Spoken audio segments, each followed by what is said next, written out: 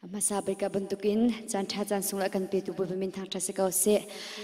online in thong chim nak le boi pa thang that nak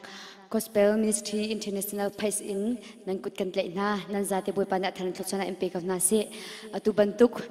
jan tha jan sung loi zonga kai ma zong katling katlak la bu pi in boi pa la thiang phuang khau ding jan tha jan sung loi ka mu cha hem boi ba min ka thang that nan zate boi pa min in nan kut kan le na tu jan a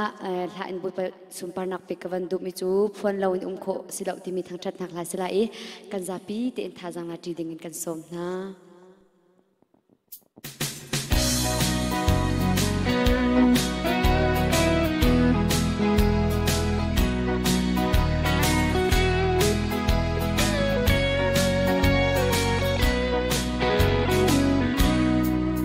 Boi padot nak hiro tik a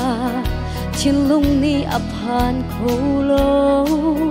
mi sual ni thiam kan chau nak a anun nak akan pek pia akan dot nak chim le phuan lo chun kanun mai bang in a al hi karol tho bik chu adot nak chim hi asi chim lâu inum kho silo phuan lâu inum kho silo kanun a dot na khi khat in aliam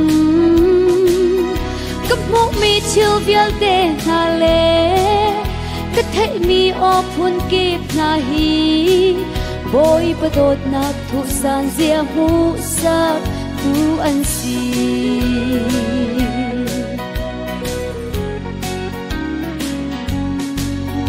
Boi padot nak hiro tik a chilung ni aphan kholo lot mi le dot kho ti lo mi anun nak akan pek pia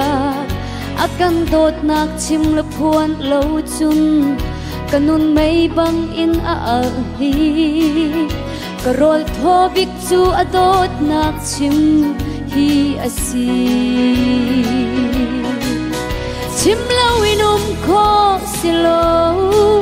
phuan lâu inum kho silo kanun a dot na khi khat in aliam cấp mốc mi chill vial te na le ka thai mi o phun kip na hi boy padot nak thu san zia mu sa tu an si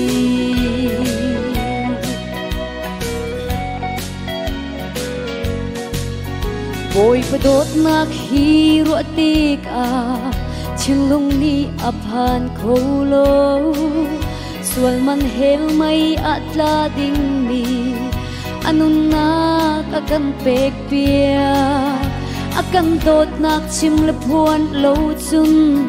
kanun mai bang in a al hi karol tho bik chu adot nak chim hi asi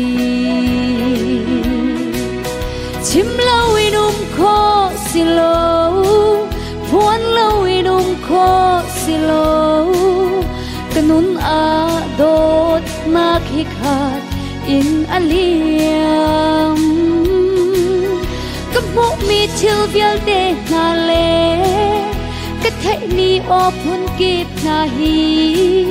boy padot nak thu san zia hu sa tu an si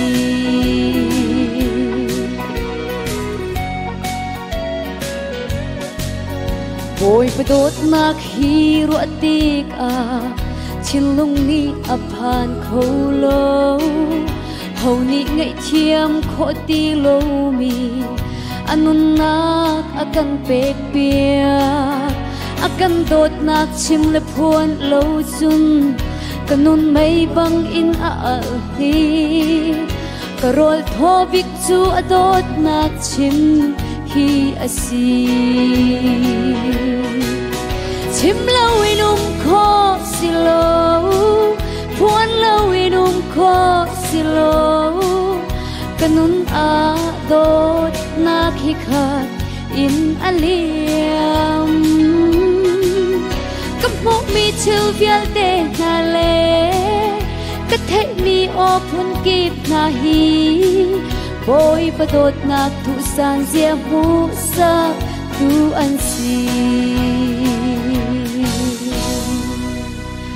amen super nak ti boy pani chau di se